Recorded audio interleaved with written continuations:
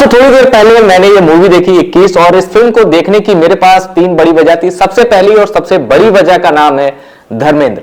धर्मेंद्र अब नहीं है, बॉलीवुड का ये सितारा, हिंदी फिल्मों का ये सितारा किसी भी सिनेमा प्रेमी के लिए एक्टर से ज्यादा इमोशन है और बढ़ती उम्र के साथ धर्मेंद्र ने इस इमोशन को मजबूत किया और जब वो इस दुनिया को छोड़कर गए तो कई सिनेमा प्रेमी ऐसे हैं जो रोए। दूसरी सबसे बड़ी वजह यह थी इस फिल्म को देखने की, उसके निर्देशक श्री राम राघवन, जो माना जाता है कि किसी से भी एक्टिंग कराने की क्षमता रखते हैं। किसी से मतलब किसी से भी वो एक्टिंग करा सकते हैं, इतने काबिल और दक्ष निर्देशक माने जाते हैं। उनकी पिछली फिल्में, खासकर एक हसीना थी, जॉनी गद्दार और अंधाधुन, एक कमाल की फिल्में हैं। कुछ लोगों को बदलापुर भी बहुत अच्छी लगी। तो श्री राम राघवन के साथ काम करने के लिए बॉलीवुड के बड़े बड़े लोग लालायित रहते हैं कि किसी भी तरह ये हमें कास्ट कर ले अपनी मूवी में। तीसरी वजह थी जयदीप अहलावत, जिन्हें मैं वर्तमान में जितने भी हीरो हीरोइन, कैरेक्टर आर्टिस्ट आप स्क्रीन पर देखते हैं, मुझे सबसे ज्यादा पसंद जयदीप अहलावत हैं। इरफान खान के बाद। इरफान अब हमारे बीच नहीं है, इसलिए अब वो जगह जयदीप अहलावत की है मेरी नजर में। खैर, अब आते हैं मुद्दे पर। 10:15 सुबह ये मैंने शो देखा और ये दूसरा मॉर्निंग शो था। एक मॉर्निंग शो इसके पहले भी था। ऑक्यूपेंसी ठीक ठाक थी, 25 to 30% ऑक्यूपेंसी थी हॉल में। मूवी शुरू होती है, धर्मेंद्र जाते हैं पाकिस्तान। धर्मेंद्र के बेटे बने हैं अगस्त्य नंदा, जिन्होंने अरुण खेत्रपाल, परमवीर चक्र विजेता, 21 साल का अमर शहीद, उनका किरदार निभाया है। धर्मेंद्र अरुण खेत्रपाल के पिता बने। जयदीप अहलावत बने हैं पाकिस्तान के सेना के बड़े अधिकारी, जिनकी धर्मेंद्र के बेटे से आमने सामने की लड़ाई होती है टैंक वॉर 1971 के वॉर में। यह पूरी कहानी इमोशनल है, इंडिया पाकिस्तान का बैकग्राउंड है।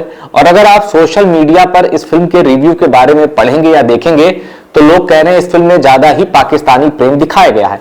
एक दो जगह मुझे भी ऐसा महसूस हुआ कि यह फिल्म बनी तो युद्ध पर है, पर वकालत करती है कि युद्ध ना हो। एक बड़ी मशहूर कहावत है कि जिन्होंने युद्ध नहीं लड़ा उन्हीं के अंदर युद्ध का उन्माद ज्यादा रहता है। तो जो ये सोशल मीडिया पर या मूवी रिव्यू दे रहे हैं कि ज्यादा पाकिस्तान प्रेम हो गया, मैं उनको उन्हीं श्रेणी में रखता हूं। जो युद्ध लड़ते हैं उनसे पूछिए कीमत किसको चुकानी पड़ती है। धर्मेंद्र एक इमोशन है और इस फिल्म में उस इमोशन को बहुत अच्छी तरीके से श्री राम राघवन ने दिखाया है। लेकिन धर्मेंद्र और जयदीप अहलावत को मैं हटा दूं तो इस फिल्म में मुझे नहीं लगता कि कुछ भी अच्छी बात है। अब जैसा मैंने टॉप सीक्रेट के दर्शकों से वादा किया था कि मैं यहां कभी भी किसी फिल्म को खारिज करने, किसी फिल्म को बकवास करने, यह कहने के लिए आपके सामने नहीं आऊंगा। अगर मैं 21 पर मूवी रिव्यू कर रहा हूं तो मेरा मकसद है जाइए हॉल तक और महसूस कीजिए उस गौरवशाली इतिहास को, 21 साल के एक अदम्य साहस को जो पाकिस्तान पर भारी पड़ा और जिस परमवीर की कहानी भारत ही नहीं पाकिस्तान में भी सुनी और सुनाई जाती है। इस फिल्म की एक और चीज है जो बड़ी अजीब है और खासकर मैं हैरान हूं कि कैसे इस पर श्री राम राघवन का अटेंशन इस पॉइंट पर नहीं गया। बम बारूद के धमाके हो रहे हैं, युद्ध का सीन चल रहा है और उसके बीच राहुल देव जब वो इंस्ट्रक्शन देते हैं वायरलेस पर अपने साथियों को, तो वो ऐसे बात करते हैं जैसे कमरे में अकेले बैठकर बात कर रहे हो, धीरे धीरे, जैसे उनको सुनने वाला बस उनके बाजू में बैठा है और पिन ड्रॉप साइलेंस है। बारूद के विस्फोट के बीच, बम के धमाकों के बीच, फाइटर जेट की परवाज के बीच इस तरह बात कौन करता है? यह बड़ा हास्यास्पद था कि वॉर सीन में, वॉर जोन में कोई इस तरह बातें कर रहा है। रही बात अभिषेक बच्चन के भांजे और अमिताभ बच्चन की बिटिया श्वेता के बेटे अगस्त्य नंदा की, जिन्होंने इस फिल्म में अरुण खेत्रपाल का किरदार निभाया है, तो उनके बारे में मैं एक बात कह दूं कि एक भी सीन में वो आउट ऑफ एक्टिंग नहीं हुए हैं, यानी उन्होंने एक्टिंग की है। श्री राम राघवन ने अब चाहे उनसे एक्टिंग कराई हो या उनके अंदर एक्टिंग का एक जुनून हो, लेकिन उन्होंने एक्टिंग की है। ऐसा नहीं लगा कि हम किसी ऐसे स्टार को देख रहे हैं जिसमें नेपोटिज्म की छाप दिख रही है, जो एक्टिंग नहीं कर पाता लेकिन उसको लेकर फिल्म बनानी है, बस मजबूरी है तो चलो फिल्म बना देते हैं। अगस्त्य नंदा के साथ ऐसा बिल्कुल नहीं है। उनके सामने जो हीरोइन है, मैंने उनके बारे में पढ़ा कि भाई ये अचानक कहां से आ गई, ये तो गदर 2 में जो हीरोइन थी उनकी झलक दिख रही है इनमें। ये कौन है? पता चला वो अक्षय कुमार की भतीजी हैं।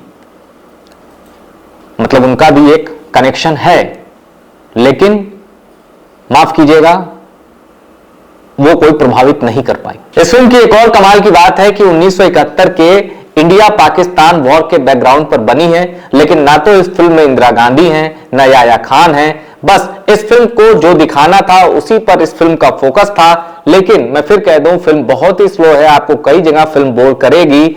और अब आप कहेंगे कि जब फिल्म स्लो है, फिल्म बोर कर रही है, तो आखिर इस फिल्म को देखा क्यों जाए? उसकी इकलौती वजह है धर्मेंद्र, धर्मेंद्र, धर्मेंद्र। इस फिल्म में धर्मेंद्र साइड रोल में नहीं है।